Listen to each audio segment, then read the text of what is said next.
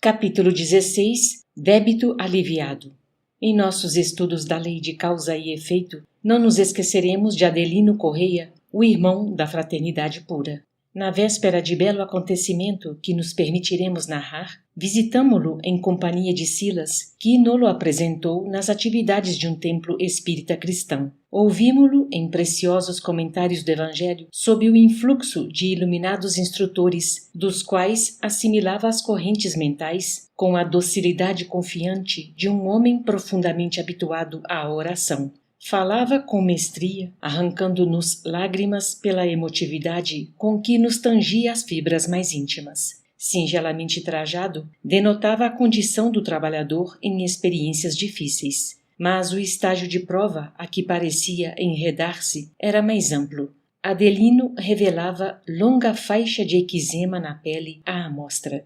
Certa porção da cabeça, os ouvidos e muitos pontos da face exibiam placas vermelhas, sobre as quais se formavam diminutas vesículas de sangue, ao passo que as demais regiões da epiderme surgiam gretadas, evidenciando uma afecção cutânea largamente cronicificada. Além disso, acanhado e tristonho indicava tormentos ocultos a lhe dominarem a mente. Contudo, trazia nos olhos, maravilhosamente lúcidos, a marca da humildade. Vários amigos espirituais assistiam-no atentos. Doce velhinha desencarnada abeirou-se de nós e, demonstrando gozar da intimidade do orientador de nossas excursões, falou-lhe afetuosa. Assistente amigo, venho rogar-lhe socorro em benefício da saúde de nosso Adelino. Noto-o mais incomodado ultimamente pela dor das feridas não cicatrizadas. Sim, respondeu Silas cordialmente. O caso dele merece de todos nós especial carinho, porque pensa ele nas necessidades dos outros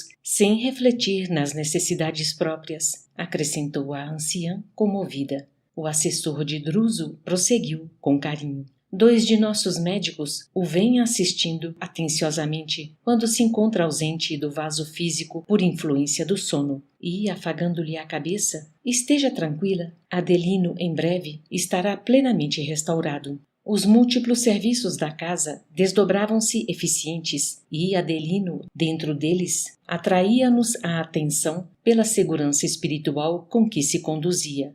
Cercado pelas vibrações radiantes dos seus pensamentos, centralizados no santo objetivo do bem, afigurava-se-nos um companheiro vestido de luz. Alguns instantes após o afastamento da velhinha, apareceu-nos simpático rapaz, igualmente já desenfaixado da matéria física, que, depois de saudar-nos, rogou, reverente, ao nosso orientador. Peço vênia para solicitar-lhe valioso obséquio.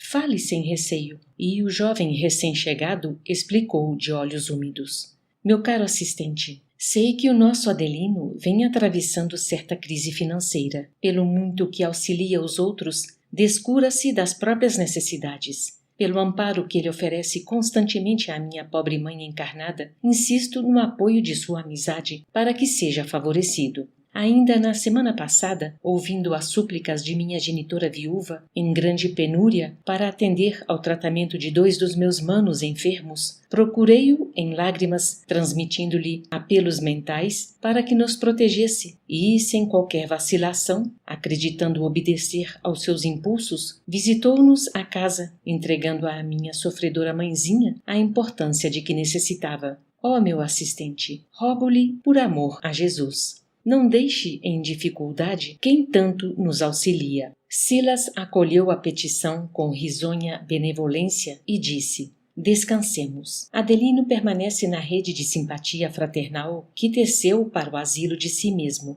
Incumbem-se muitos amigos de supri-lo com os recursos indispensáveis ao fiel desempenho da tarefa a que se dedicou. As circunstâncias na luta material harmonizar-se-ão em favor dele, atendendo-lhe aos méritos conquistados. Efetivamente, o serviço espontâneo na afetuosa defesa do amigo que ali enxergávamos, prestativo e confiante, era um tema de amizade e gratidão a estudar. Dir-se-ia, observou Hilário intrigado, que todos os tarefeiros em trânsito nesta casa são devedores do irmão sob nossa vista. Sim, aprovou Silas paciente. Os créditos de Adelino são realmente enormes, não obstante os débitos a que ainda está preso. Cultiva, no entanto, a aventura de substancializar a fé e o conhecimento superior que os mensageiros de Jesus lhe confiam em obras de genuíno amor fraternal a lhe granjearem larga soma de reconhecimento.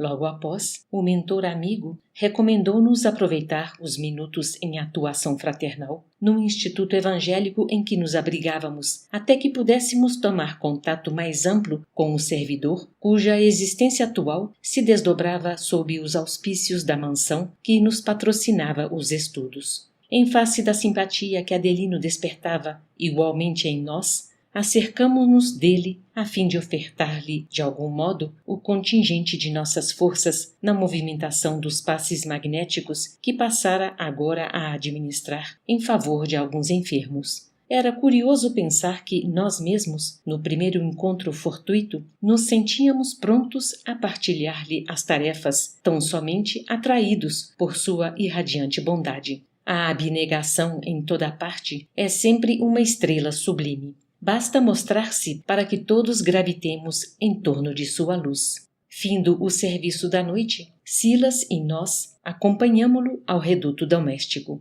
Esperava-o no limiar a genitora que, evidentemente, ultrapassava os 60 anos de idade. Silas deu-se pressa em no-la apresentar, explicando: é nossa irmã Leontina, carinhosa mãe de Adelino, mãe e amiga a tutelar-lhe a existência. Reparando na avançada madureza do amigo que nos tomava a atenção, meu colega indagou: Adelino não é casado? Sim, nosso irmão é casado, mas não conta com a presença da esposa. A resposta dava-nos a entender que o companheiro atravessava provas perante as quais nos cabia respeitosa discrição.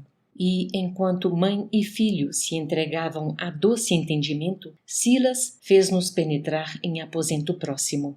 Junto à porta de entrada, alinhavam-se 3 leitos ocupados por outras tantas criancinhas. Loura menina de seus 9 a 10 anos presumíveis, ao lado de 2 petizes de escura tez, recordava a Branca de Neve entre 2 anões. Todos dormiam placidamente. Afagando a boneca viva, o assistente informou: esta é Marisa, a filhinha de Adelino, de quem a mãezinha se distanciou, em definitivo, há 6 anos. Designando em seguida os 2 meninos de cor, aduziu: e estes pequeninos são Mário e Raul, 2 enjeitados que Adelino abraçou por filhos do coração.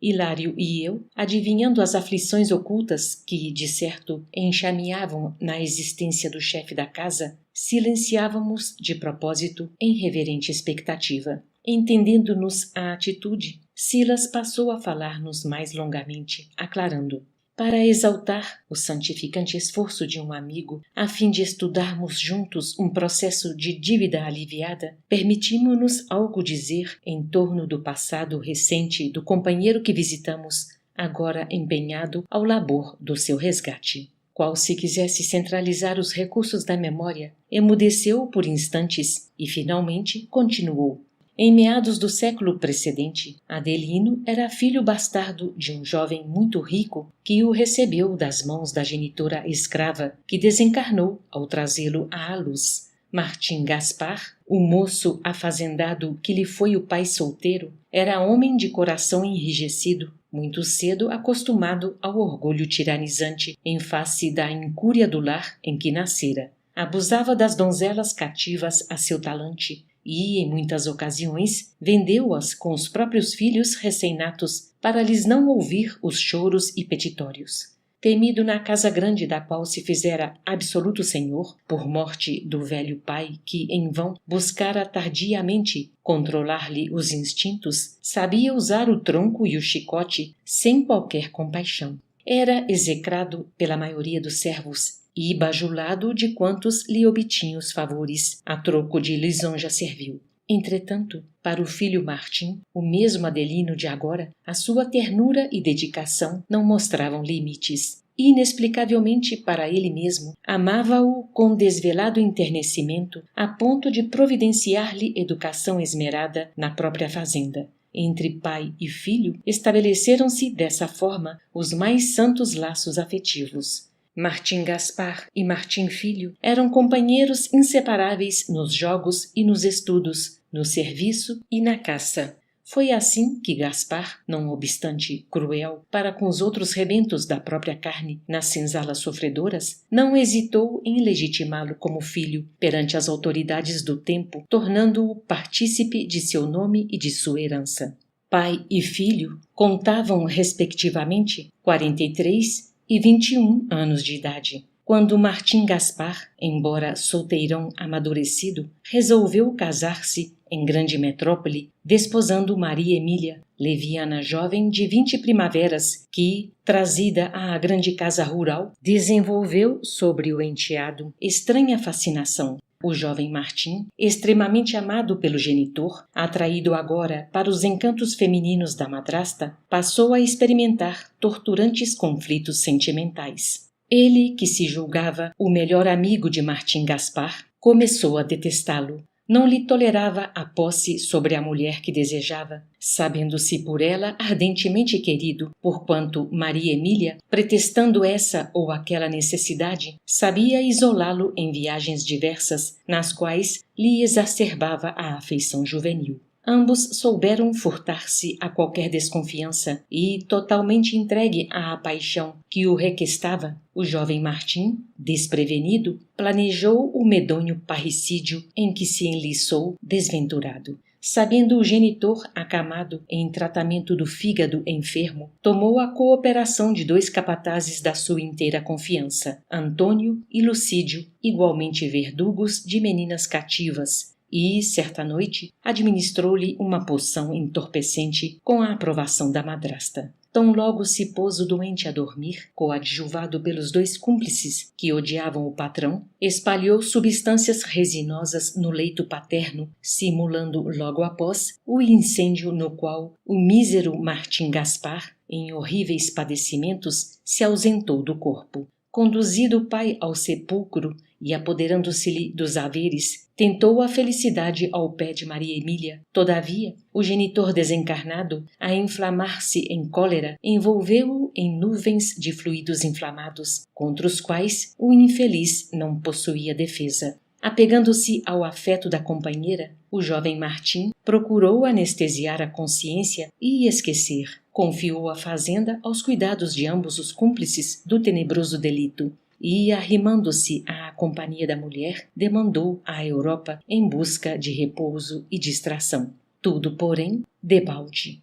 Ao fim de 5 anos de resistência, tombou integralmente vencido sob o jugo do espírito paternal que o cercava incessantemente, apesar de invisível. Abriu-se-lhe a pele em chaga, como se chamas ocultas o requeimassem. Circunscrito ao leito de dor e constantemente empolgado pelo remorso, recapitulava mentalmente a morte do genitor em urros de martírio selvagem. Não sabia desse modo senão chorar, gritando a esmo o arrependimento que se via possuído no que foi interpretado à conta de louco pela própria companheira, que se dava pressa em reconhecer-lhe a suposta alienação mental, de modo a inocentar-se perante os amigos e servidores. Foi algemado a semelhante suplício que o jovem Martim recebeu escárnio e abandono dentro do próprio círculo doméstico, vindo a expirar em tremenda flagelação.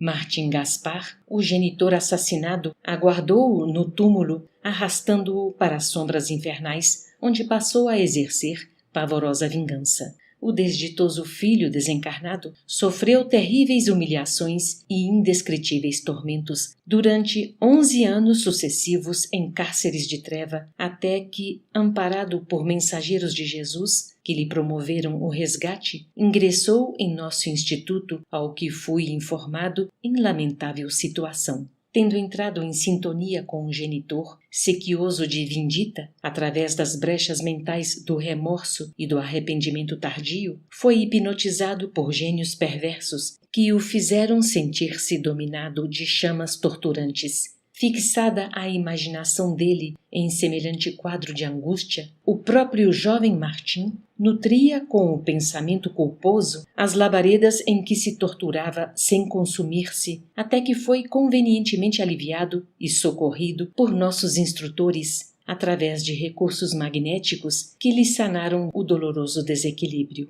Devotou-se, então, depois de melhorado, aos serviços mais duros de nossa organização, conquistando com o tempo apreciáveis lauréis que lhe valeram a volta à esfera humana com o direito de iniciar o pagamento da larga dívida em que se onerou desavisado.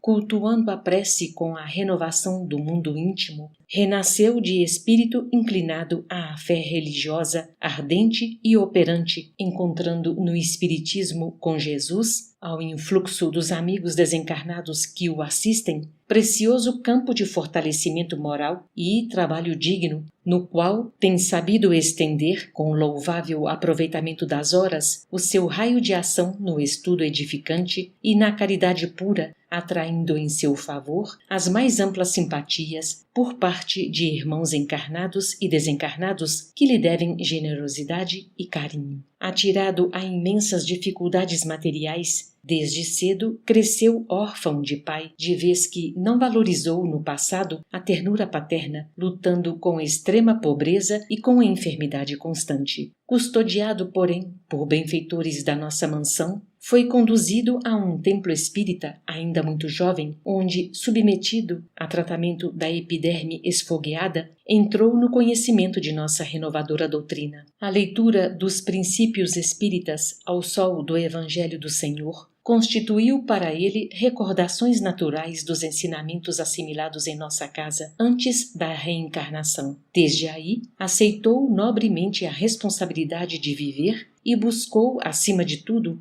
aplicar a si próprio as diretrizes regeneradoras da fé que abraça. Disciplinou-se, rendeu sincero preito às suas obrigações e, não obstante os entraves orgânicos, muito moço, se dedicou às representações comerciais, de cujos labores retira os abençoados recursos que sabe repartir com necessitados numerosos, reservando para si tão somente o indispensável. Não é um rico da terra, na acepção do conceito, mas um trabalhador da fraternidade que sabe dar o próprio coração naquilo que distribui. Trilhando o caminho da simplicidade e da renúncia edificante, modificou as impressões de muitos dos companheiros de outro tempo que, nas baixas camadas da sombra, se lhe haviam transformado em perseguidores e desafetos, obsessores esses que, em lhe observando os exemplos novos, se sentiam moralmente desarmados para os conflitos que se propunham manter. É assim que não deixa de ressarcir as suas culpas, sofrendo-lhes o gravame em si mesmo. Entretanto, pelos valores que entesoura, devotado ao bem alheio, resgata o pretérito com o alívio possível, ganhando tempo e adquirindo novas bênçãos. Ajudando aos outros, desbasta dia a dia o montante dos seus débitos, de vez que a misericórdia do Pai Celestial permite que os nossos credores atenuem o rigor da cobrança sempre que nos vejam oferecendo ao próximo necessitado aquilo que lhes devemos. Silas confiou-se à pausa breve, mas Hilário, tanto quanto eu, fascinado por sua exposição clara e sensata, rogou, sedento de ensino. Continue, assistente. Essa lição viva ilumina-nos de esperança. Como se explica estar Adelino ganhando tempo? Nosso amigo sorriu e acrescentou: Adelino, que não merecia a aventura do lar tranquilo por haver arruinado o lar paterno, casou-se e padeceu o abandono da companheira que não lhe entendeu o coração. E, avançando para a terna Marisa, que dormia, acentuou: Assim, pela vida útil a que se consagra e pela caridade incessante que passou a exercer, atraiu para junto de si, como filha da sua carne, a antiga madrasta que desviou dos braços paternais, hoje reencarnada junto dele para reeducar-se ao calor de seus exemplos nobres, guardando a dor de saber-se filha de pobre mulher que renegou o tálamo conjugal, tanto quanto ela mesma o menosprezou no passado recente. Mas não é apenas essa a vantagem de Adelino. Silas pousou levemente a destra nos pequenos que ressonavam e prosseguiu. Dedicando-se de alma e corpo à sua renovação com o Cristo, nosso amigo recolheu como filhos adotivos os 2 cúmplices do parricídio tremendo, os antigos capatazes Antônio e Lucídio, que, abusando de humildes donzelas escravizadas de quem furtavam os filhinhos para exterminar ou vender, não encontraram senão o alcoice por berço, vindo para o círculo afetivo do companheiro de outro tempo, no sangue africano que tanto enxovalharam de modo a lhe receberem o amparo moral à reforma precisa. Enquanto nos edificávamos com o precioso ensinamento, Silas observou: como é fácil de reconhecer, nosso irmão, através da responsabilidade espírita cristã, corretamente sentida e vivida, conquistou a felicidade de reencontrar os laços do pretérito criminoso para o necessário reajuste, ao passo que, se houvesse desertado da luta pela irreflexão da companheira, ou se tivesse cerrado a porta do coração a 2 meninos infelizes, teria adiado para futuros séculos o nobre trabalho que está fazendo agora. Dispunhamo-nos a formular novas indagações, mas Adelino despedira-se da mãezinha e viera ocupar um leito modesto não longe das crianças. Demonstrando hábitos respeitáveis, sentou-se em prece. Foi quando Silas, recomendando-nos cooperação, abeirou-se dele e aplicou-lhe passes magnéticos, esclarecendo-nos logo após.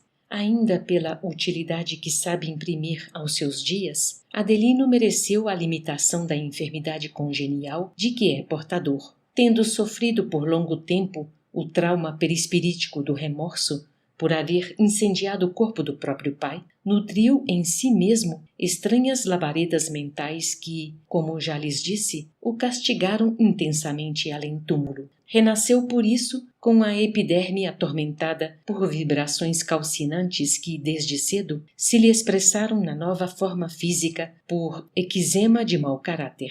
Semelhante moléstia, em face da dívida em que se empenhou, deveria cobrir-lhe todo o corpo durante muitos e angustiosos lustros de sofrimento. Mas, pelos méritos que ele vai adquirindo, a enfermidade não tomou proporções que o impeçam de aprender e trabalhar, porquanto granjeou a ventura de continuar a servir pelo seu impulso espontâneo na plantação constante do bem. A essa altura, talvez porque o dono da casa se dispusesse ao refúgio dos travesseiros, o assistente convidou-nos à retirada. De volta à mansão, prosseguiu nosso amável mentor, tecendo brilhantes comentários em torno do amor que cobre a multidão dos pecados. Como ensinou o apóstolo, quando Hilário, interpretando-me as indagações, considerou de improviso: assistente, com uma elucidação assim tão clara, é justo aspiremos a saber determinadas minudências que a ela digam respeito.